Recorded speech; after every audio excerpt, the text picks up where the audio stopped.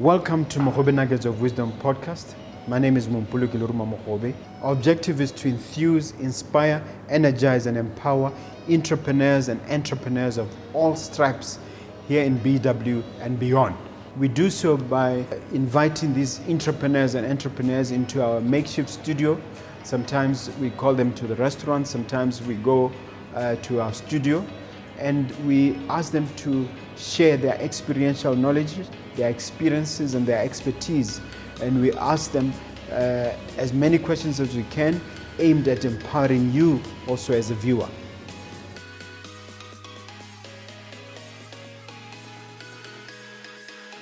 Hello dear viewer, dear listener, my name is Mompoloki Lerumo Mogobe. I welcome you to yet another episode of Mogobe Nuggets of Wisdom podcast. We try and give you life-changing, invigorating information each and every time. Do me a massive favor before we get into the show. Just press that subscribe button. Just hit it for me if you don't mind. My guest is Sithabile Mathe, and she's an architect, but I prefer that my guests introduce themselves. Welcome to the studio. Thank you. Okay, just tell the viewer who you are, share a little bit about your background. So my name is Sithabile Mathe, as you said. I am made up of three personalities. The first personality is as a practicing architect. I'm trained and work as an architect. My second personality is as an educator. So I'm very passionate about architectural education. And my third personality is as a community developer, but within the profession of architecture. Okay. So I've been instrumental in the establishment of the regulation of the architect's profession. I've served on the Botswana Housing Corporation board, and I've been involved in a whole array of community activities to try and strengthen the architectural profession, as well as being a member of the Architects Institute in Botswana. All right. What about the academic side, the vocational side, the training? Can you share some of that? My personal training? Yeah. Well, I was trained in Scotland. I did both my undergraduate and my postgraduate degrees in Scotland. After Scotland, I went to Norway to work for... I also studied in Scotland for 2 years. Where in Scotland? I was in Edinburgh. I was in Glasgow, the super rainy city. Yeah. After studying in Glasgow, I moved to Norway and worked in Norway for up to 8 years over different periods. And after Norway, I then felt it was time to move home. Okay. Is there like a particular genre or field of architecture that you are involved in? Or is it just general architecture? So I would define that in two ways. So one is in terms of the functionality of the type of buildings that we design. So when it comes to functionality, I would say we do everything and anything. Botswana is too small an economy for anyone to specialize in just one kind of architecture. But when it comes to aesthetics and the look of buildings, then I do have a particular preference. And my preference is looking at our vernacular roots of architecture as Botswana and trying to find ways that we can incorporate that into our modern spaces and our modern way of living. So in terms of function, yes, we will do many different kinds of work, but in terms of aesthetics and form and space informants, then my big passion is to look at how vernacular informants on architecture define the space around us. Okay. Why did you decide on this career path, specifically architecture? I think predominantly it was because I couldn't make my mind up. And the reason I couldn't make my mind up ended up being a very positive reason for architecture. Architecture is a multidisciplinary profession. You need a strong science background, but you also need a strong creative and design background. You need a strong understanding of social sciences. And the combination of these skills are core skills to the profession of architecture. You need to understand how people live in order to create spaces for them that function, not just in terms of visual sense, but function in terms of technically what they're made of. So this, and they also have to please the eye. There has to be an aesthetic component to it. So for me, this indecisiveness about a specific career actually led me to a career that allowed me to bring together all of my personal interests. Okay. And that is one personality. On the other personality, what did you choose to venture there? I remember there are 3 paths. The architectural path, what is the next one? Education. Education, and the other one? Community development. Yes, let's talk about education first. So education, my path to education, or wanting to be more involved in architectural education, actually started when I arrived back home. I started interacting with students that were training at the University of Botswana at the architecture program there. And at the time, 15 years ago, I could see that they were not being given access to an appropriate education. It was not a course that could stand up to global standards. So I became very passionate about joining. We formed a committee called the Architecture Accreditation Advisory Committee that started advising the program head how that program could be improved so that it could meet global standards. And personally, I started participating in boards that visit other architectural programs across the globe to ensure that they meet global standards. And this journey has continued to the point where it is now, where I am the chair of the Commonwealth Association of Architects Validation Committee. So this is a committee that is responsible for architectural education across the Commonwealth, in Commonwealth countries. So I've been traveling around the world looking at programs, not just in the region, but globally. Okay. I'm going to ask you an unfair question in the sense of saying your the buildings that you have come up with, is there a particular one that you'd say is iconic or you're particularly proud of? Yes, there is one. I'm not so sure about iconic, but I can definitely talk about being very proud of it. So we were given the opportunity to design a diamond polishing factory. This was a new industry in Botswana at the time, and the client understood or had a strong desire that when you arrived at their polishing factory, you would understand that this factory is in Botswana.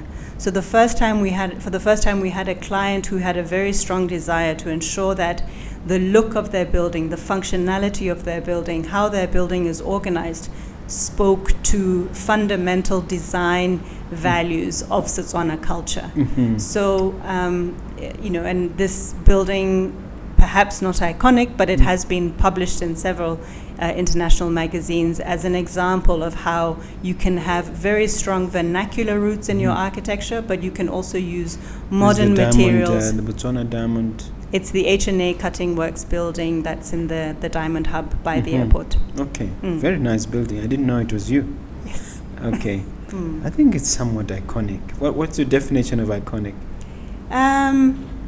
I have a very, shall I say, modest attitude towards iconic. Iconic to me is those other values, that it works well, that it survives time, that its materials survive time, and that its occupants are happy with how they use the space. To give an example, that diamond polishing factory, we went to see their factory in Thailand, and by organizing the building in a different way to their factory in Thailand, we were able to improve their productivity by 34%. Wow. And it was measurable within the first year of operation. So that's ensuring that there is functionality at the same time as there is a strong aesthetic look. And what's one thing about your field or your profession about which you're a contrarian, about which no one agrees with about you? No one agrees that we need to be paid for the work that we do. Everybody wants our services for free. There is for free or for a little amount? For an amount that does not match the effort that often needs to go into producing quality buildings and quality spaces. So Although Is this in Botswana or internationally? I would say it's different in different economies. I worked in Norway and Scandinavia. That is a country that has very, very strong values about the value of their spaces.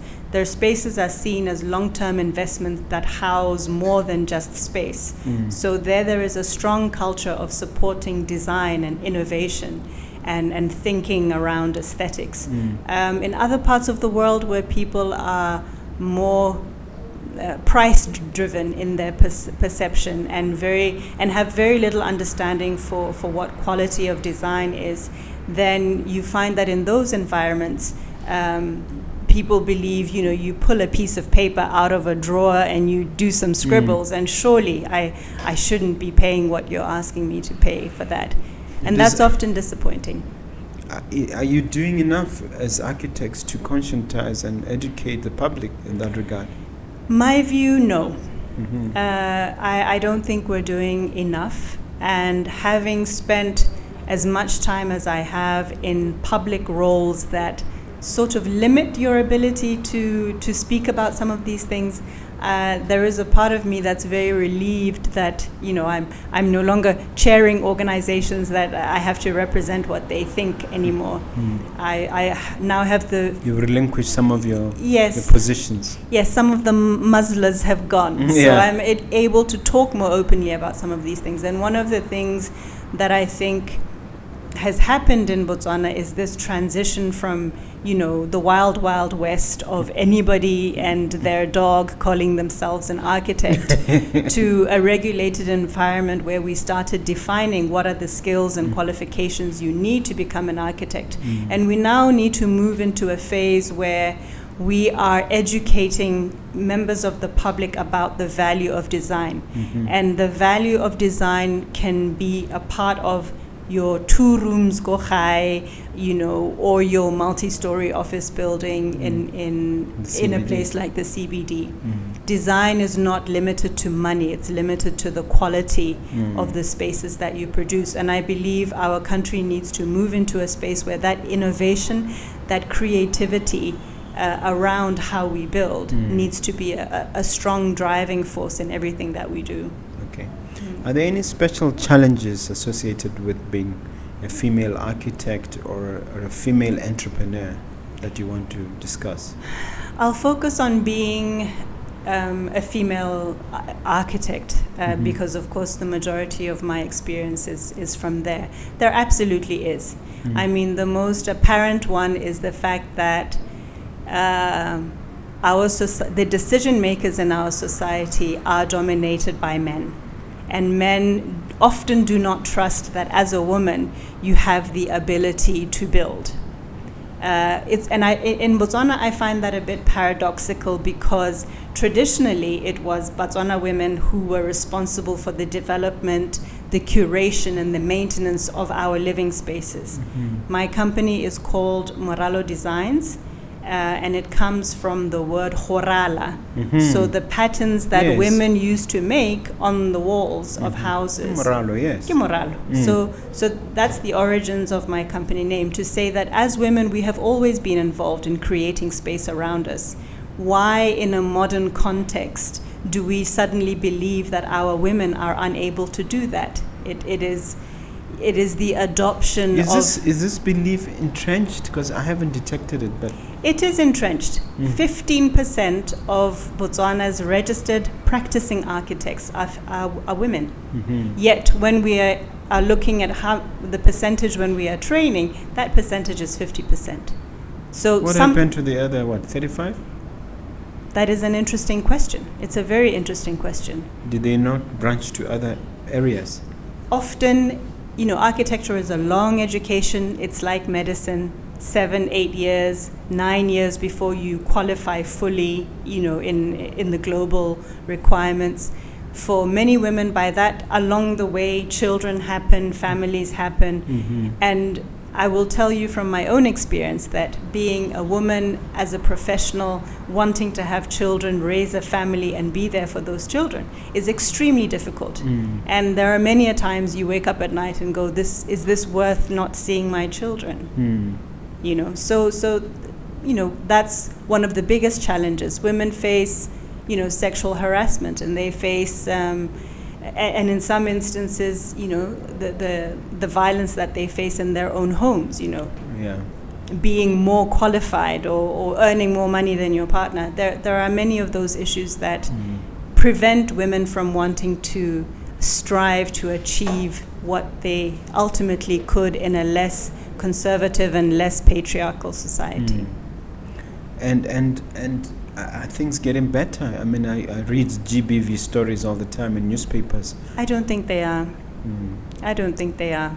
I think in a way they're getting worse, and part of this is we need to engage in the behavioral change that the society needs to accept women in positions where they are running and owning businesses and leading organizations.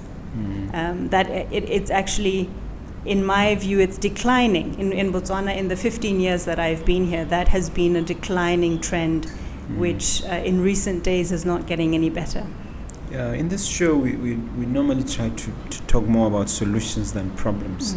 So I'm really curious to hear what you think can be done and any solutions that you suggest to reverse the trend. My solutions are very simple.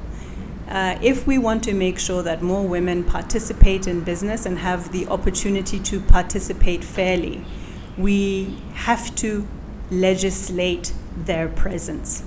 So if we look at what we are doing in our country in terms of citizen economic empowerment, we have said to ourselves that Black Botswana have been disenfranchised from the local economy. Therefore, we have to now introduce policies. We block the import of goods at the border. We do all sorts of legislative actions to enable those local industries to be empowered. Where are the legislative inputs that empower women, that empower youth? Why are we not saying that at least 15% of what we develop in terms of buildings, both in the public and the private sector, should be given to female-owned companies? Why are we not saying that? We're quite comfortable to talk about it when it comes to CEE, but where is the WEEE?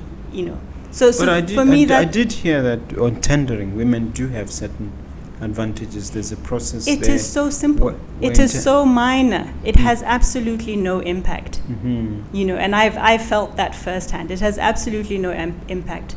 The second thing we need to do is really start at the beginning. Already at a young age, young girls need role models. Part of the reason I do as much public speaking as I do is so that young girls are able to see that there is a woman who is participating in certain things. We have to support the development of STEM projects, STEM education, the training of young science, technology, mathematics and engineering. Engineering and maths, okay. We really have to, and we have to be starting that early enough, conscientiously, letting small girls play with technical stuff, that kind of stuff. I've heard His Excellency the President talk of a reset, and there's a reset agenda that is repeatedly mentioned.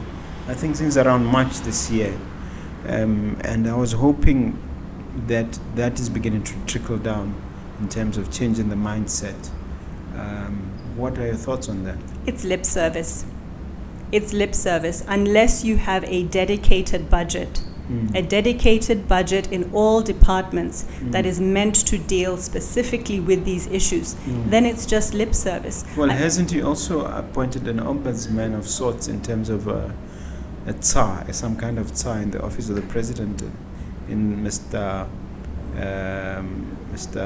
Boyce Sebetlela, who's supposed to get things started and get things going? I think he was appointed in September, so it's probably a little early to start judging how much of an impact he has had. Yeah. We hope that he Maybe will. Earlier than that, but yes, it's a recent appointment. It's a recent appointment, and I think it is too early to comment on any outcomes from that role. But I'm just saying that it's very easy to sort of stand up and say, I would like to, but the reality on the ground is, as a government, one thing is to have policy, but it is important to have the financial backing that ensures that these policies can actually be implemented. Okay. And that's a key thing, I think, in terms of actually empowering women and actually doing the skills development and the behavioral mindset change, both amongst women and amongst men, to say that it is possible for women to play a very active and important role in technical sectors.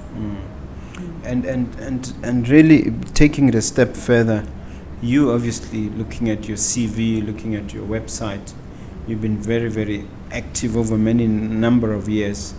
And one of the things that we cherish in this show is the importance of resilience and persistence. How would you say that has featured in your life? Can you give specific examples to motivate others who may be watching this show? It's so to be resilient is difficult in this environment, particularly in my space. And to be persistent, what is it that you're persistent about, in my view? Personally, I am persistent about quality. I am persistent about transparency, governance. I am persistent about fairness and about making sure, at least in the public space, that we use resources that belong to the nation appropriately. That has been my persistence. It has also been my downfall. We struggle with corruption in the construction industry. And you find that there are established cartels, unfortunately, predominantly led by men, established cartels that have captured what I would call the construction industry in this country. So if as a person... Even as we speak? Even as we speak, absolutely. In public sector and in private sector. So the ability for someone who has those particular set of values that I have to be considered an asset or a positive contributor in those environments is difficult. It means that it's also been your downfall. That's troubling. Yes, most recently this year, we had to sue a state-owned entity that had kicked out my company at the technical stage, saying that we do not technically qualify because they obviously had a preferred bidder. We had to go to court, and ultimately it was demonstrated through the court papers the extent that they had gone to disenfranchise the participation of a company like ours. So, it's a very real... And that was redressed, hopefully? No, I mean, it was redressed in the sense that the tender was cancelled, and hopefully there will be an opportunity to re-tender. But we all know how that goes. They will still pick their own people. Yeah, but I'm just saying the persistence for me has to be persistence about a certain set of values. It's not enough to knock on the same door, and it's not enough to demand work because you feel you're entitled to it, or all of those other things, or to give bribes. All of those things are meaningless. For me, persistence has to be about quality, about transparency, and about understanding that we have a responsibility for national resources in the construction industry. In the research speech, His Excellency recognized the presence of endemic corruption, and he did say that it's a phenomenon that's lasted 30 years. I'm just paraphrasing, but don't you think that recognition from the top makes a difference? None at all. Again, lip service. We can talk all we want, but unless when whistleblowers come forward and speak of questionable things that are happening, unless those whistleblowers are protected, and unless even rewarded. Not even rewarded, but often just protected, their information taken seriously, and those issues dealt with. Unless that happens, then everything is then just talk. Unless our judiciary is transparent and dedicated, and our judges actually read court papers, etc., then again it's just lip service. It's very... I'm not disputing that it's important to start raising these issues at a political level and speaking about them, but everything now has to be about implementation. We've been talking long enough as a country. Everything has to be about implementation. Because I had a guest before you, Mr. Khengonyane, saying that we had some of the best ideas and best proposals. Absolutely. But when it comes to implementation, and even the ability to take advantage of the skills that are out there. We've taken a lot of people for training. we've taken a lot of people overseas and so on, but when they render advice, it is not sort of taken seriously. But beyond complaining, what can we do? Well, I mean, I think one issue is raising awareness. But I mean, for me, the biggest thing is that if everybody within the area that they have skills to contribute, primarily my focus has been trying to build the profession of architecture to a global standard in Botswana. That has been my big driving force. I think if everybody tries to do that within their own space and focuses within their own space, we will hopefully start to see the transformation that we need to see. But unless we deal with issues of corruption, lack of governance, all of that effort will amount to nothing. I think I agree with you. Let's talk about COVID. We're in the middle of it. How has it impacted your business? Are there any lessons learned? What are those lessons from COVID? I think like most, many businesses, for my business, COVID has been a death. It has been a sword straight through the middle. When COVID started, we had about 3 or 4 large-scale hospitality projects that we were about to start. Those clients soon, within 2 or 3 months into the start of COVID, started to see that they will not have the means to see the project through, but they don't know how long a period it will be before they're in a position to make the kind of investments that often have to be made in hospitality. So for our office, that was of course death.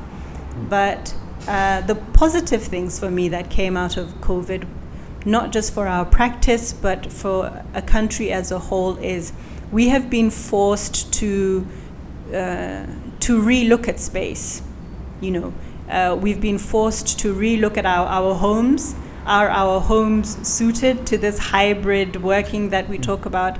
Our communities, Buntleng, White City, our high-density communities. What happens to those? What happens to the living spaces in those communities when we are faced with something like the pandemic? What happens to office space? How relevant is office space now? So it's given us an opportunity I believe, to start understanding the importance of space, but also the importance of technology in trying to solve some of the things that would alleviate, cost and unnecessary movement, to put it that way. Yesterday they were digging a hole by the Nelson Mandela and it paralyzed the entire city. That should not be the case. What hole were they digging? They were water utilities was fixing a pipe along the road, and they closed the road, and it's a major artery in the city, and it paralyzed the whole city. We should not be that vulnerable. So not only space in terms of our buildings, but space in terms of where we live in relation to where we work, and how do we resolve those kind of urban but also personal spatial issues. It's given us an opportunity to actually reflect on some of these issues and stop saying, no, but we can't work remotely. We can. We've had to. So some of the things we do can function remotely. So, but for your business specifically, what pluses have there been from COVID?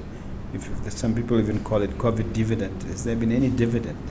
The dividend has been the remote working. So for us, crafting new ways to deal with delivering clients' work, and working as a team remotely, also not just with us, not within us just as a practice, but also in relation to other consultants.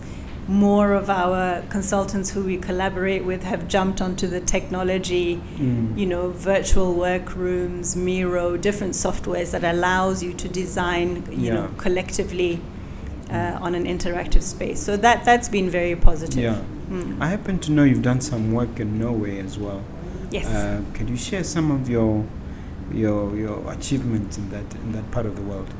In Norway, I've been involved I was there for 8 years. I did a whole variety of work, so a lot of master planning work. I worked for an organization called the Institute for Town Planning and Development. So we did a lot of master planning work for the public and the private sector, particularly for developers. I've been involved in designing the town hall in a town in the north called Trumso. I've worked on in the north, is it? Yes, up in the north where the northern lights are. In elderly people's housing, sheltered housing for the elderly, shopping centers, a whole variety of projects whilst I was living there. And it was, that was possibly the hardest transition because Norway is well developed, the gender balance is well established. In fact, there's more registered women architects in Norway than there are men. And to move from that environment to Botswana, and in that environment, you're single-handedly managing large-scale projects and no one is even concerned or worried. To arrive here where people won't even entrust you with their bathroom renovation was quite a transition. Yeah. And internationally, beyond Norway and Botswana, what is your firm doing? So historically, we spent many years working in South Sudan, and I think had the war not broken out again, we probably would have ultimately moved the practice to South Sudan. We were working on a large referral teaching hospital in Juba over 5 or 6 years. And then unfortunately the civil war broke out again and that project came to a halt. Okay. Any other areas, parts of the world? Well, as a regulator, so being involved, I sit on the board of an organization called the Canberra Accord.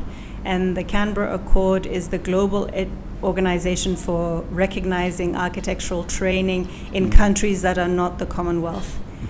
So there I've traveled to different countries to look at their regulatory structure, to assist them to then qualify as a registrant or as a signatory to what we call the Canberra Accord.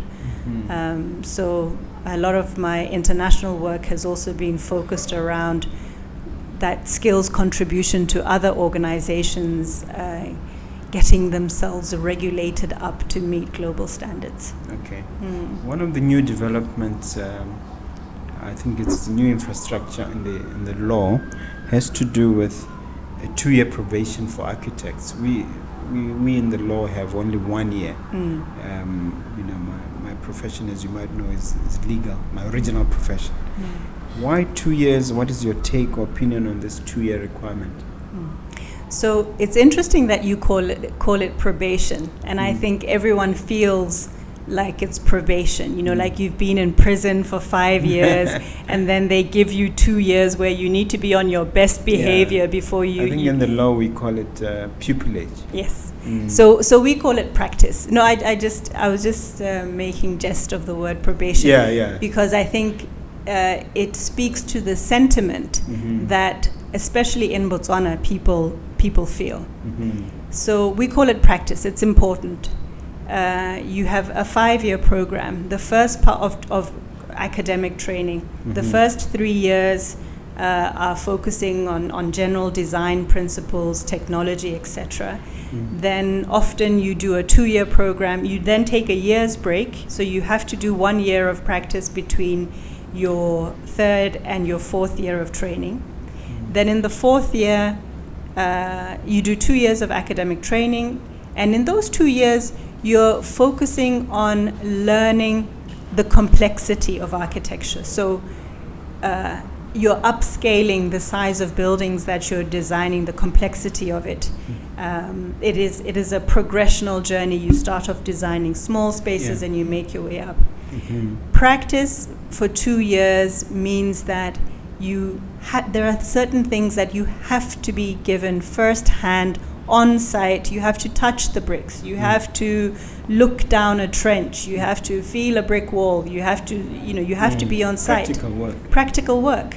But there's also the administrative side. You've got to engage with a contractor. You've got to deal with disputes, actual disputes over a living building site with a contractor and support a living client. You have to learn a whole series of skills that, and buildings are not built in a week. If they were, that practice period might be condensed into. But a building process is a long cycle, and a 2-year cycle means that in that 2-year period, you are given the opportunity to come across many actual practice situations that are important for your learning, not just your technical learning, but your understanding of the contractual and administrative aspect of the profession. So you think the 2 years is ideal? I think it is. It's historical, and the longer I work, there are times when I want to make it 5 years. What are best practices internationally? 2 years, which is why we've legislated 2 years. Okay, all right. There's a subject that I want to touch on, which I believe you are somewhat passionate about, the issue of citizenship and dual citizenship that uniquely affects children whose parents are from one of whose parents are from outside Botswana. Botswana, as you know, is very strict about this. At least it is. There's an opinion. I have a friend who thinks that we're just making it up, but there's a view that Botswana is very strict about its citizenship. You have to relinquish when you turn 18 or 21. You have to decide, that kind of thing. First of all, tell us what the situation is, because I think you've researched it more than I have, and tell us your views on that. So the practicalities of that section of the law is when you turn 21, you are required to if you are born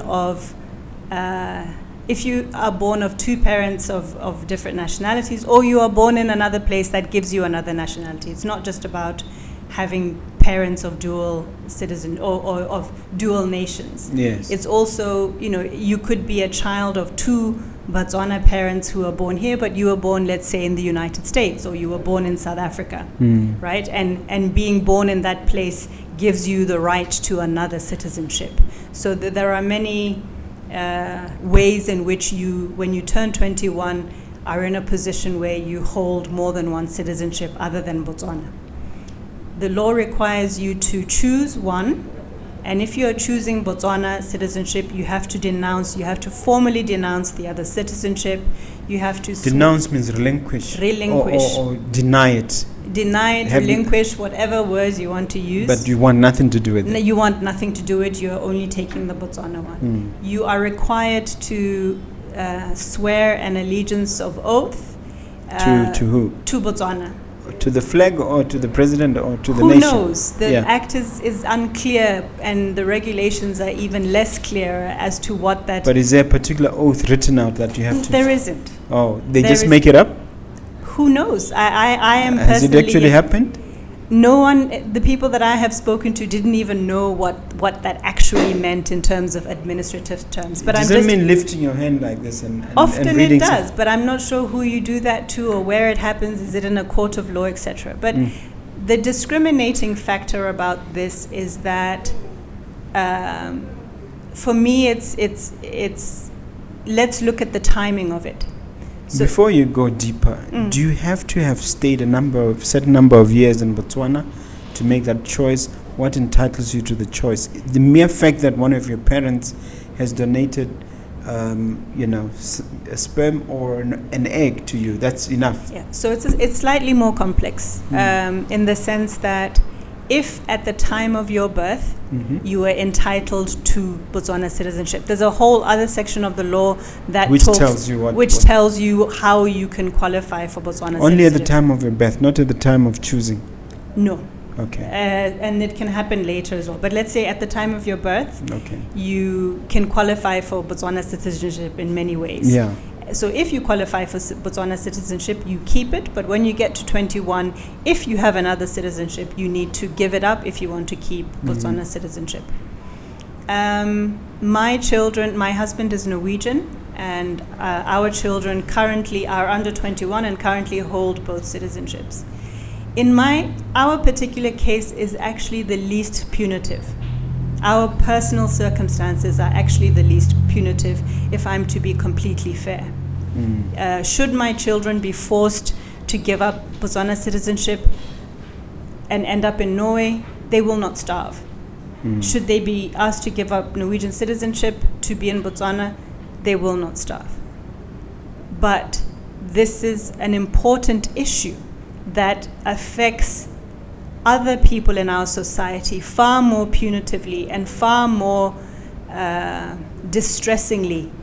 So we are the flag holders, if I can. My family has become the flag holders because for us, it's actually mostly emotional. Someone is asking my children to choose between their parents, to choose, do they want to live the rest of their life with one parent or with the other parent? But is this a constitutional provision or just something in the Act? The Constitution does not define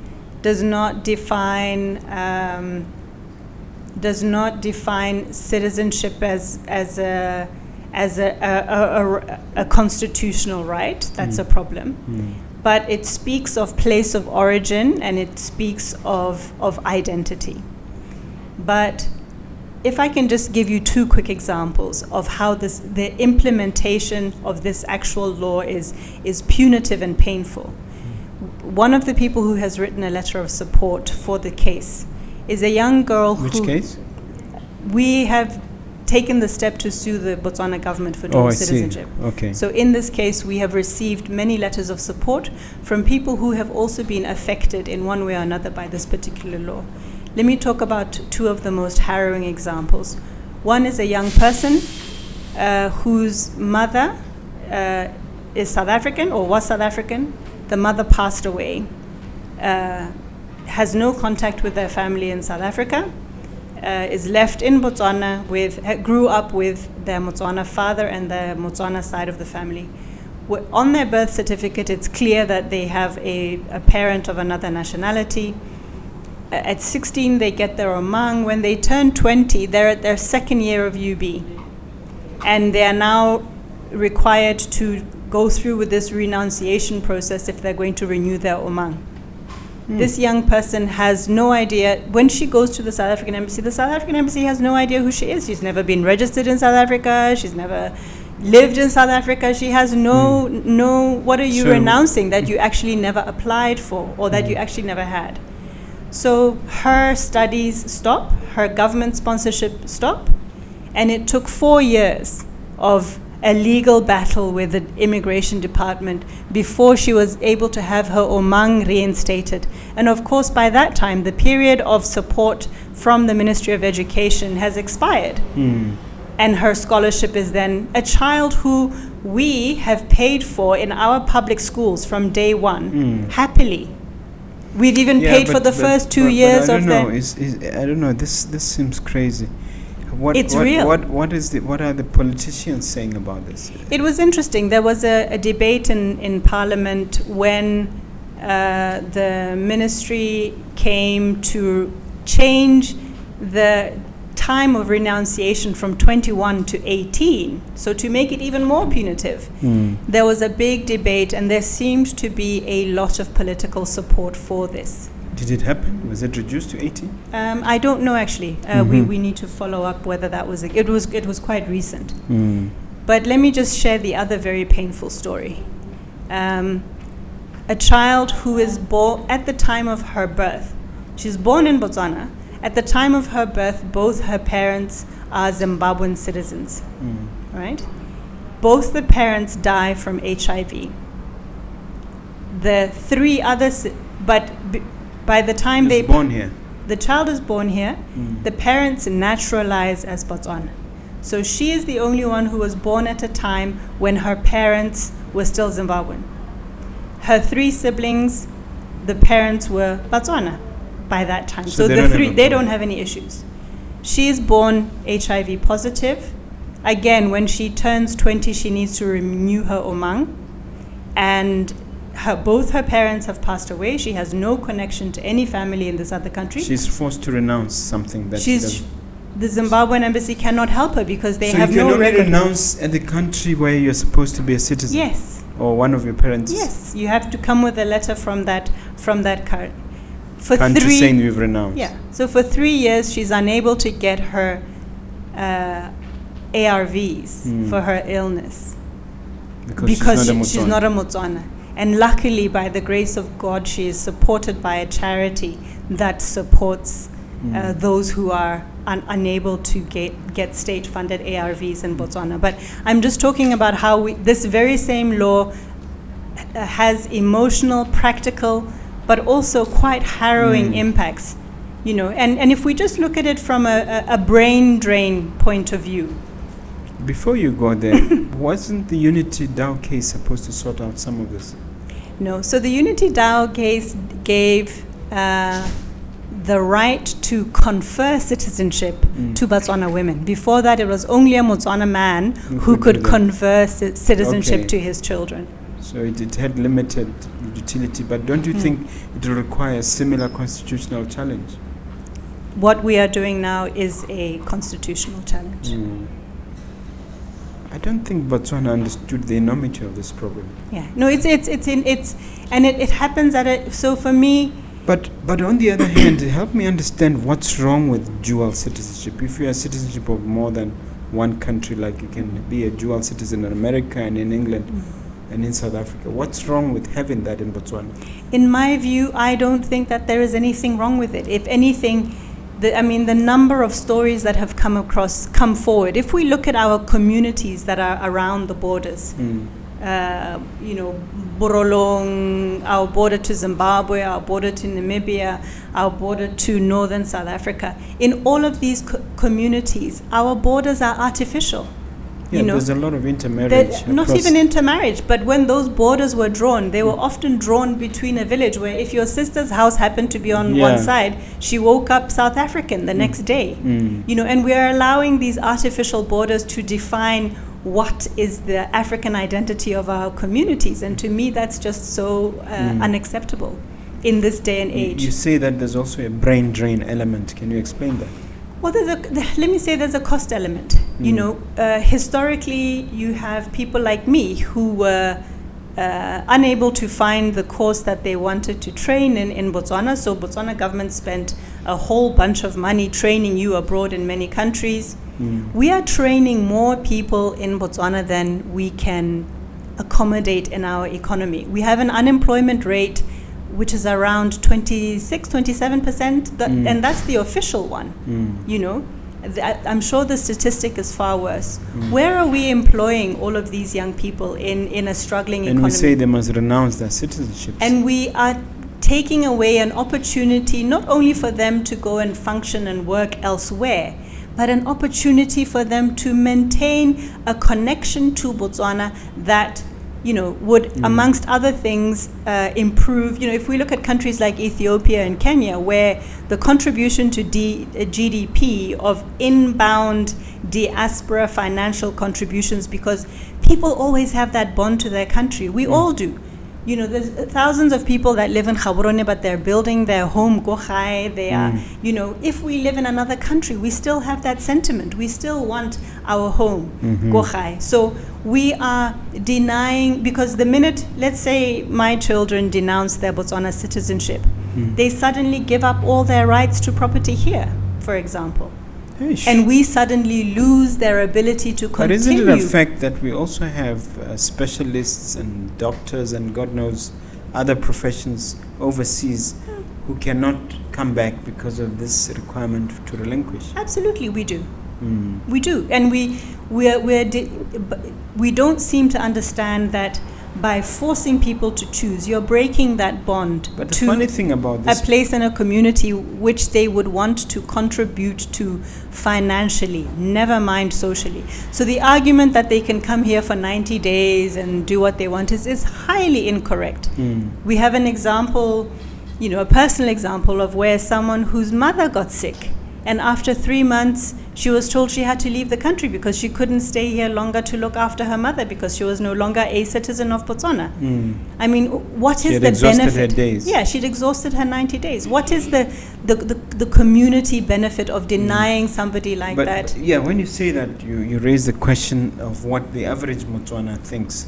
I don't think that a referendum has been taken on this subject. I don't think that an average person in the street is supportive of this. What do you think? I don't think the average person on the street is necessarily affected. And therefore this should not be one of the things that is top of their priorities. But as a country, like all minorities, those affected by the dual citizenship law are a minority in our society, and their needs as a minority should be addressed, particularly these examples of people who have been far more disenfranchised than my children have been. It's a sad issue. I want us to go back to entrepreneurship and to architecture. Any final words? Because I was going to ask you where you see your company in 10 years, 20 years, assuming this problem is resolved. For starters, I'd like to say we're not going anywhere. So we will be here for the long haul and for the long long war. If I can, I'm happy to hear if that. I can say that.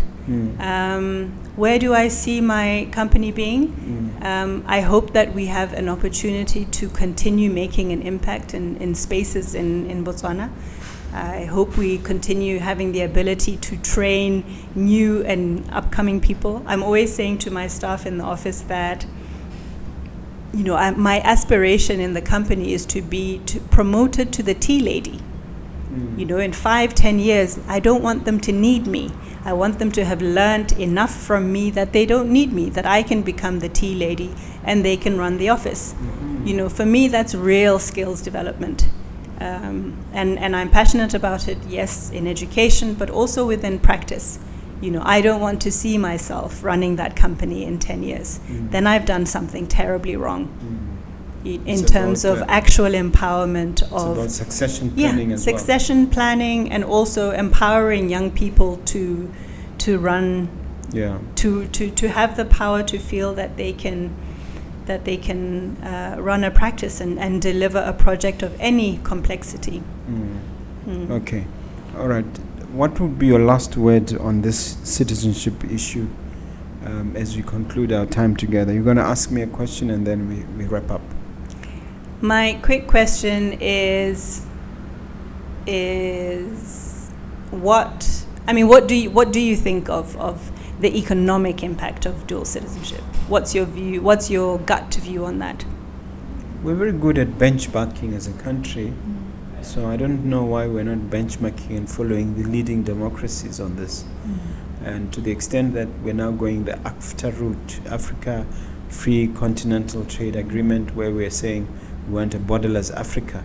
It's another one strong reason why we should scrap this. And I have a friend in Mr. Pilane who believes that we are reading the act wrong, who thinks that there's no such thing, you don't have to choose. But I don't know how maybe the problem is in enforcement, I don't know. But enough, suffice it to say that I'm fully supportive, and I hope you're successful with your fight. You have to fight for your children, and you have to fight for their best interests. And a lot of the perception has been that I'm doing this personally just for my children. It's not. It's a law that's going to be changed, hopefully, and that will hopefully have a very positive impact on very many lives, and very many lives of families and individuals who do not have the resources to take something like this on. So it's a personal fight, but the beneficiaries... Maybe you should ask more people to support you, maybe be a bit more vocal about it and ask for donations and contributions. We've received letters of support. We have received contributions towards legal fees. So and I think it's important to say that I was quite overwhelmed by the number of written support letters we have received, people talking about their own personal stories. But at the end of the day, someone has to stand at the front and say, this is what we're trying to do. Yeah. And if I was going to say anything to kind of wrap up, is to encourage everybody to say, do we really support women? Do we really want to support women in business? If we do, let every business decision that you take in terms of who you employ, where you buy something, how you spend your money, in the next period, why don't you just try making that decision up to 50%? To a female-owned business, a female-owned entrepreneur, a female-owned entity, etc. Make those decisions up to 50%, which is half our population. And let's see if that has an impact. It's bound to eventually. It's bound to. Let's start there. Yeah. All right. As you come to the end, I'd like you to look at that camera, Mama Mathe, and just share final words of wisdom, words of encouragement, words of motivation that you want to leave the viewer with. Just face the.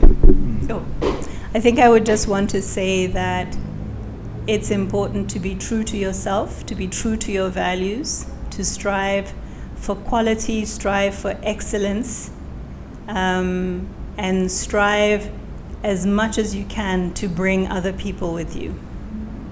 Okay. How do they reach you? How do they get in touch with you, especially if they want to pursue your course, your dual citizenship efforts, or they want to take advantage of your services? Well, we have a website. You can go onto our website. It's www.moralodesigns.com. So you can get onto the website and you'll find all the other contact details for our company there. And you can also reach me through the website. Okay, it remains for me to thank you for being so generous with your time, for sharing so openly from the bottom of your heart. I really appreciate your presence and what you shared this afternoon. Thank you very much. Thank you as well.